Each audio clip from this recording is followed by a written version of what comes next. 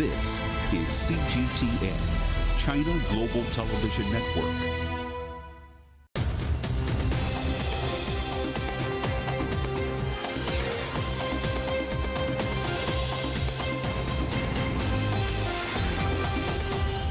Live from London, this is The World Today. Hello, I'm Jamie Owen. Welcome to the programme. Our top stories: 3 days of national mourning as survivors of Greece's worst maritime disaster in years say as many as 100 of those still missing are children. Greek and European authorities both face accusations of not intervening quickly enough to help the boats. Our other headlines: Boris Johnson deliberately misled Parliament, British lawmakers damning findings on the former Prime Minister and those COVID lockdown parties. And 150,000 people in Pakistan and India flee the path of a powerful storm. Cyclone Biparjoy is expected to make landfall in coming hours. Hopes of finding any more survivors are dwindling after Europe's deadliest migrant boat disaster in years. Rescuers are continuing to search the sea, looking for hundreds of people still missing after their boat capsized off the coast of Greece. 104 people were rescued. Estimates of the total number of people on board range from 400 to 750. Greece has declared 3 days of national mourning. Well, our correspondent Evangelo Sipsas is in the nearby town of Kalamata, where most of the survivors have been taken. Evangelo, more details emerging.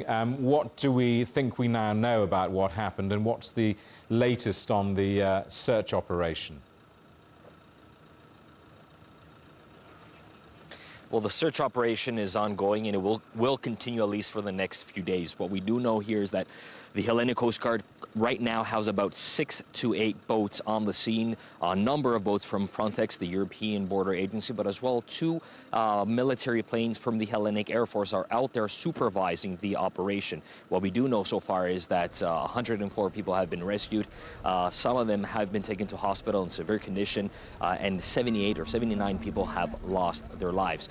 Now, during the night, there was the Hellenic Coast Guard boat that brought in those bodies that was collected by sea. We counted something between 70 to 75 of those bodies.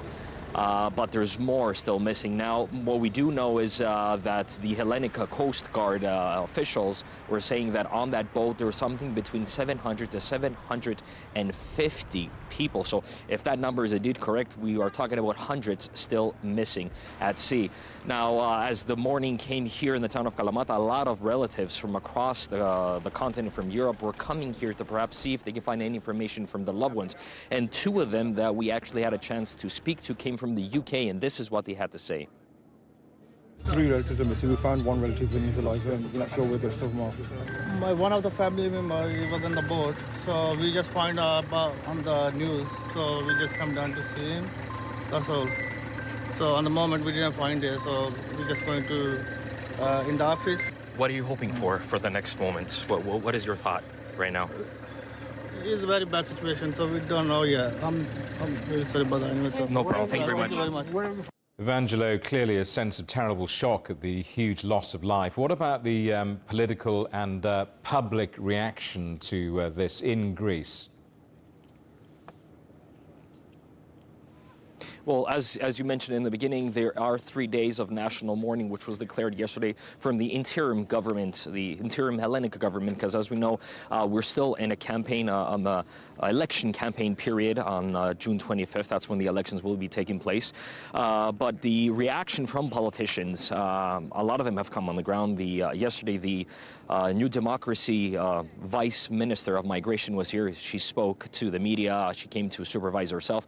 The leader of the Communist Party was here also, and Alexis Tsipras, the leader of the main opposition party, the left-wing Syriza party, was here as well. The public came out quite large in numbers and moved fast to provide food or anything that is needed for the people that are here. But going back to those politicians, although a lot of them agreed on saying that the authorities were quick to react and to support and create this makeshift trauma center behind me, they were pointing fingers of how who is responsible for this, and why aren't the authorities reacted faster when that boat was in distress on Tuesday. And the leader of the opposition party, Alexis Tsipras, actually pointed the finger towards the Greek authorities, but also to the Frontex, the EU national border security as well. And this is what he had to say.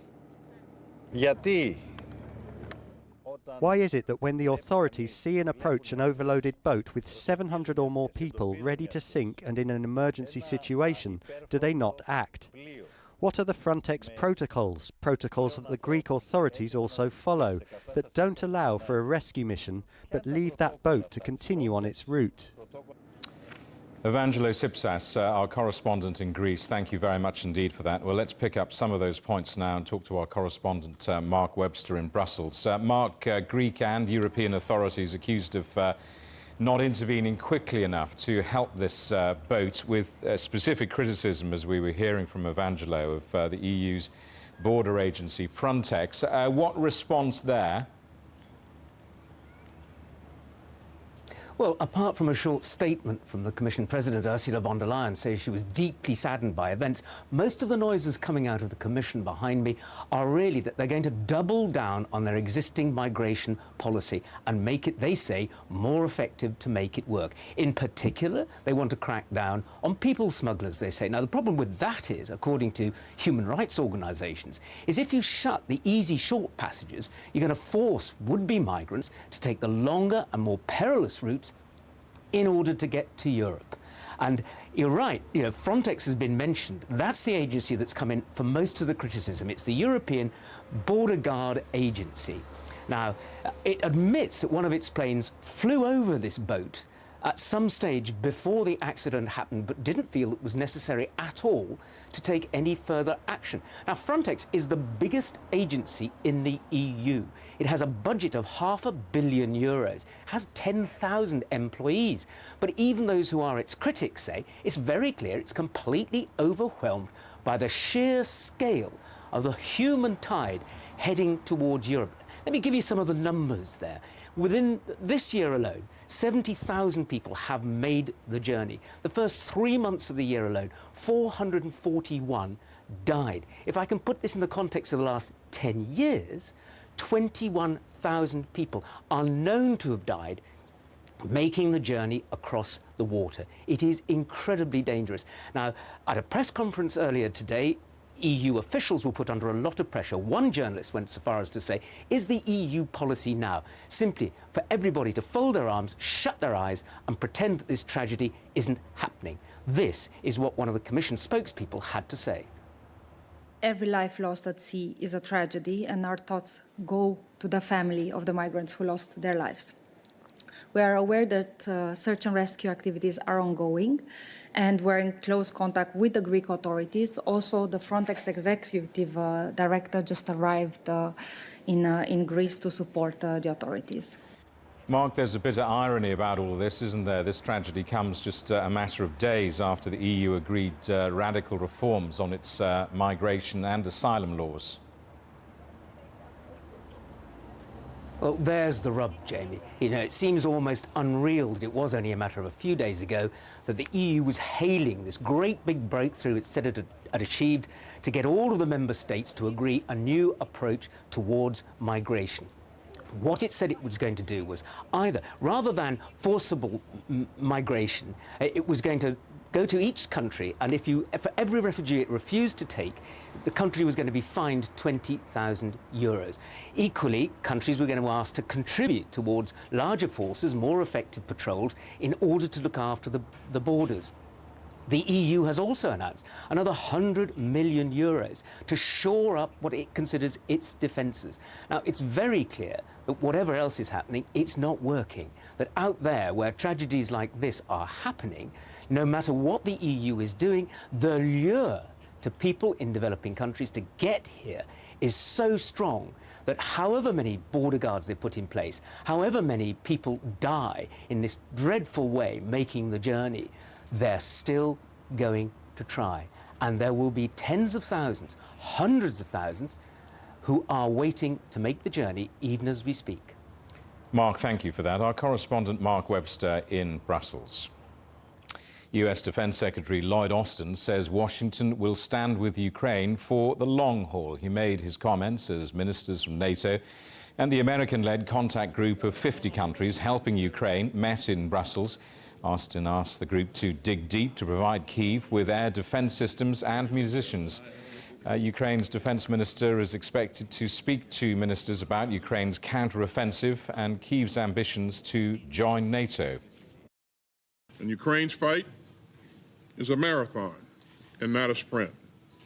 So we will continue to provide Ukraine with the urgent capabilities that it needs to meet this moment, as well as what it needs to keep itself secure for the long term from Russian aggression. Well, United Nations nuclear chief Rafael Grossi has arrived at the Russian-controlled Zaporizhzhia nuclear power station in Ukraine. He's assessing the impact of the Novokholovka dam collapse on cooling facilities there. Meanwhile, Ukraine has claimed some territorial gains as its forces continue their counter-offensive. It also says Russia is putting up powerful resistance. Well, Russia is calling for a transparent and objective international investigation into explosions on the Nord Stream gas pipeline. Our correspondent Dasha Chernyshova is in Moscow. Dasha, what has Russia said about the investigation? Well, indeed, we have heard from Russia saying that they intend to press the UN Security Council to hold a transparent investigation into what actually happens against the Nord Stream pipelines. Moscow insists that there's been no investigation that would be transparent and inclusive because Russia has never been part of any of those investigations. Moscow also says that 3 permanent members of the UN Security Council, that is the United States, the United Kingdom and France, had previously blocked Russia's efforts to hold such an investigation. That's according to the Foreign Ministry spokesperson Maria Zakharova. And the Kremlin has said earlier that Moscow was not part of any of those probes. And that is, of course, very concerning for Moscow. Moscow insists that there have been serious crimes committed against those pipelines, this pipeline infrastructure in the Baltic Sea, and Moscow should be part of those. But Moscow has never been provided any sort of information from the countries that were holding those probes. And also we understand from the Russian officials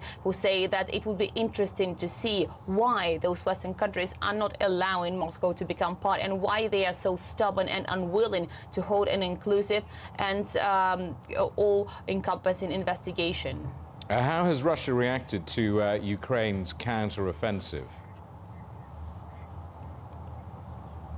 Well, so far, we have heard Moscow saying that they have been successfully repelling all the Ukrainian offensive attacks. And Moscow insists that they have been taking place primarily on 3 directions. That is the southern Donetsk direction. This is Zaporizhzhia and Donetsk fronts. Moscow says up to 500 Ukrainian servicemen have been destroyed over the course of the past 24 hours with the activities of the Russian armed forces. But they also say that they have carried out a series of strikes with high-precision weapons against the drone production facilities of Ukraine recently. All designated targets, according to Moscow, have been hit. But very interestingly, this is taking place against the backdrop of the IAEA head, Rafael Grossi, traveling to the Zaporizhzhia nuclear power plant. He is there today and he is there to assess the state of the plant. Now, as we hear some first comments coming from the nuclear power plant, Rafael Grossi said the situation was serious, but the water level was sufficient for cooling the systems. Dasha, thank you very much indeed for that. You're watching CGTN. Still ahead. Former British Prime Minister Boris Johnson did mislead Parliament over COVID lockdown parties, the conclusion of a damning new investigation.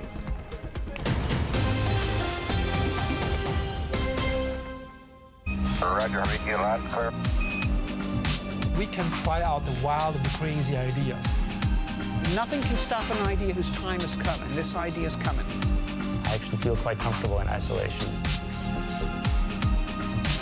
We should all be very basic when we're trying to save the world. Awesome! We hope it will happen. We have to live in hope. Facing the unknown is always difficult. In a world in turmoil, it's easy to lose orientation. But But when the storms come, we have to see the possibilities. Reinvent. Find new opportunities. Discover a path forward. CGTN. See the difference.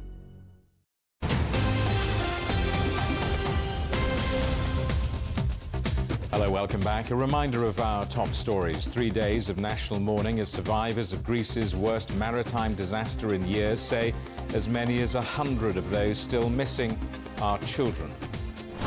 Greek and European authorities both face accusations of not intervening quickly enough to help the boats. More than 150,000 people in Pakistan and India are fleeing from the path of a powerful storm. Cyclone Biparjoy is expected to make landfall within the next 24 hours. Forecasters have warned it could cause tidal waves that may inundate low-lying coastal areas in both countries. 7 people have died in India amid heavy rain. Well, let's talk to our correspondent Daniel Khan in the port of Keti Bandar in southern Pakistan. Daniel, forecasters saying the cyclone's due to hit in the coming hours. What could it bring with it altogether? Well, yes, the Minister for Climate Change, Sherry Rahman, has said that the cyclone Biparjoy is still quite unpredictable. I'm here at Keti Bandar. We've been here, we've spent the whole day here, and we've witnessed intermittent showers, heavy thunder rainstorms, and very, very strong winds. But they're intermittent. They stop all of a sudden, and then they begin. The people have been evacuated with the help of the authorities. There were some pockets of villages who did not want to leave, but then the paramilitary forces had to come in and forcefully move them. But yes, like you mentioned, we are going to be witnessing high tidal waves. That is why the whole low-lying areas between Karachi and the Keti Bandar have been evacuated. Nearly 80,000 people have been evacuated from these areas. And Sherry Rahman, the Minister for Climate Change, has also said in a press conference earlier today that that she predicts that this cyclone is going to make a landfall between 8 p.m. and 12 a.m. tonight. Daniel, we'll come back to you in coming hours. For the moment, thank you for that. Our correspondent Daniel Khan in Pakistan. The former British Prime Minister Boris Johnson has been found to have deliberately lied to Parliament. A damning report by a parliamentary committee made up of members of Parliament said he had committed multiple offences with denials that parties took place at number 10 Downing Street during pandemic lockdowns. Well, let's talk to our correspondent Yolo Abdawith, watching events for us in Westminster. Yolo, this report is devastating in its criticism of Boris Johnson and his time as Prime Minister. Tell us more of what it says. Pretty detailed. Over 100 pages, 30,000 words. 4.5 pages, just a summary, Jamie. That gives you a flavour of how serious this has been and is for the former Prime Minister. He is accused of deliberately misleading the House of Parliament behind me, of misleading the committee. The committee is the Privileges Committee with 7 members of Parliament, and it is a scrutiny committee of all the members of Parliament. It's from multi-parties, 3 different parties are represented, with a majority from Boris Johnson's own Conservative Party. He's also breached confidence, undermining the democratic process in the House, and also he's accused of being complicit in a campaign of abuse and attempted intimidation of committee members. Now that gives you a flavour of why they wanted, before he resigned last Friday, they wanted to ban him from the House of Parliament for 90 days and remove his pass as a member of Parliament. Now, they recommend that. There will be a vote and a debate on Monday, on his birthday, on his 59th birthday on Monday. But that's up to the Parliament in full to decide. But this is a pretty damning and a pretty detailed report into an investigation that started last year, as you say, because of the accusations that he did not follow regulations regarding COVID-19 lockdowns when everybody else in the country did. What does this mean for the ruling Conservative Party, presumably somewhat distracted from the business of government? I just had a quick look on Rishi Sunak's Twitter account just to see what he'd been saying today as a potential possible reaction. Not a word.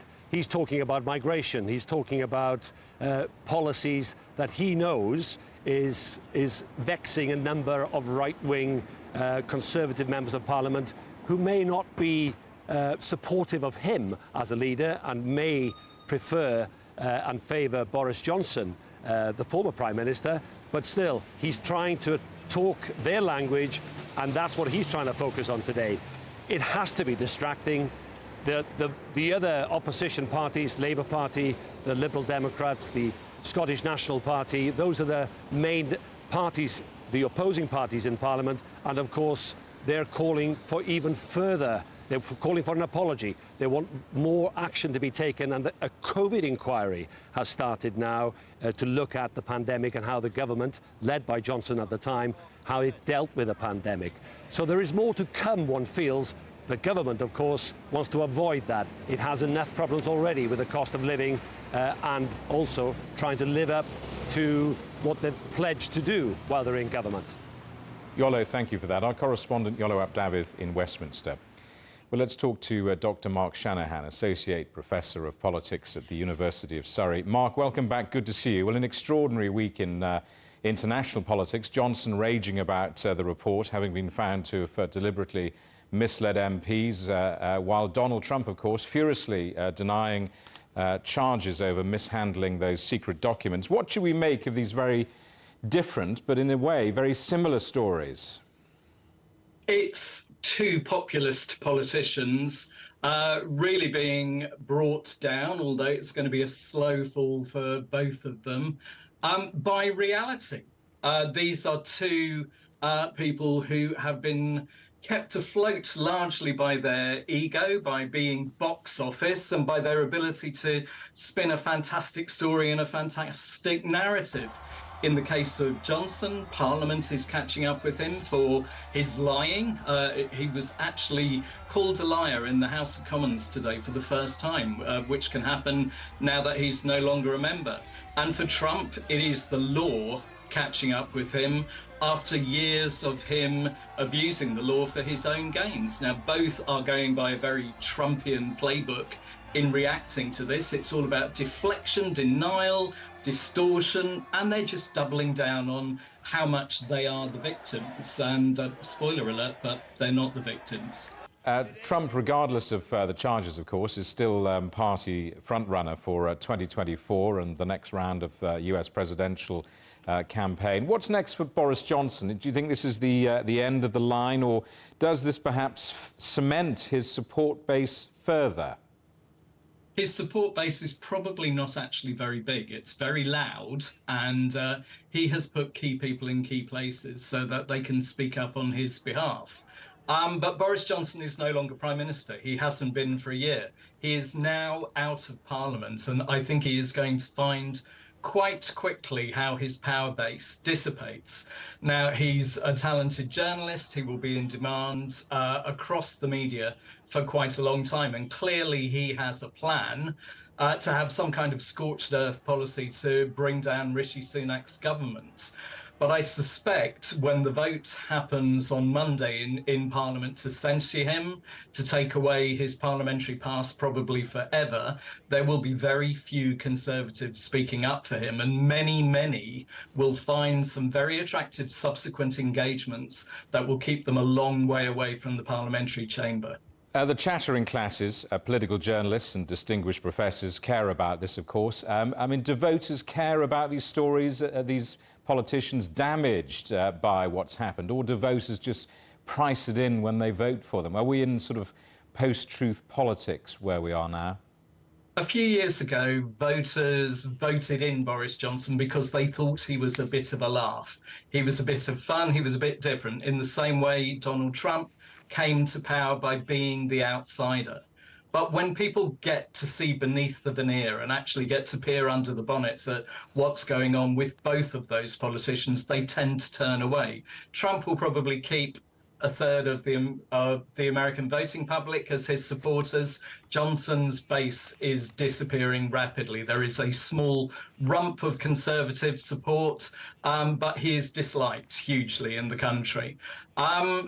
It's not been a particularly good week for either of them, but I suspect neither one has quite gone away yet. But maybe the truth is beginning to emerge a little bit more. Some of the big old beast autocrats are still around, but actually today is probably a pretty good day for democracy. Well, good to talk to you. Thanks very much for coming on the programme again. Dr. Mark Shanahan, Associate Professor of Politics at the University of Surrey. Hundreds of people have attended the funeral of a Palestinian gunman killed by Israeli forces. Kahil Yair was shot in exchanges that followed an Israeli military raid on a West Bank city of Nablus. A spokesman for the Palestinian president, Mahmoud Abbas, condemned Israel's actions. Violence broke out as the Israeli military entered the city to demolish the home of another Palestinian man accused of killing an Israeli soldier last year. Israel says it's a deterrent against future violence, but critics say it amounts to collective punishment. Tensions have been heightened in the West Bank, with Israeli troops carrying out near-nightly raids following a series of attacks by Palestinians. Angry customers have attacked several bank offices in Beirut, demanding access to their life savings. Lebanon has imposed strict capital control policies since its 2019 financial crisis, meaning that millions of people have difficulty accessing their own savings. Lebanon's government has been struggling to deal with high inflation and a dramatic loss in the value of its currency. The headlines again: 3 days of national mourning as survivors of Greece's worst maritime disaster in years say as many as 100 of those still missing are children. Greek and European authorities both face accusations of not intervening quickly enough to help the boat.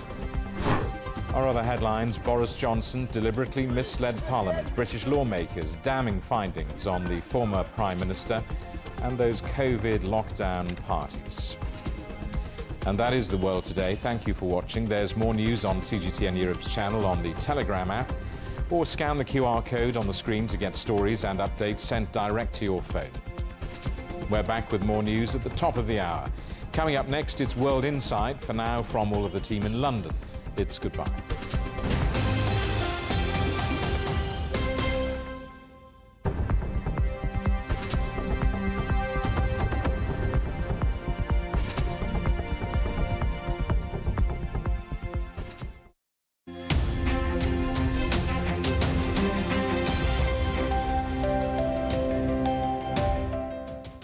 Hi there and welcome to weather forecast over to Europe. You could see there will be light rain or mostly thunder showers across majority of southern and central Europe over the next 2 days.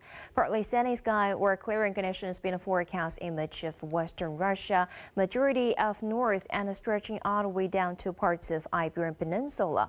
However, looking into Saturday, there will be a chance of thunder showers in much of the west, and you better keep your umbrellas handy. Take a closer look at the temperature fluctuation. If you're living in the north, the daily highs will continue to be mid or upper 20s, well above the average level at this time of year. And looking back to Western Europe, warmer conditions are expected.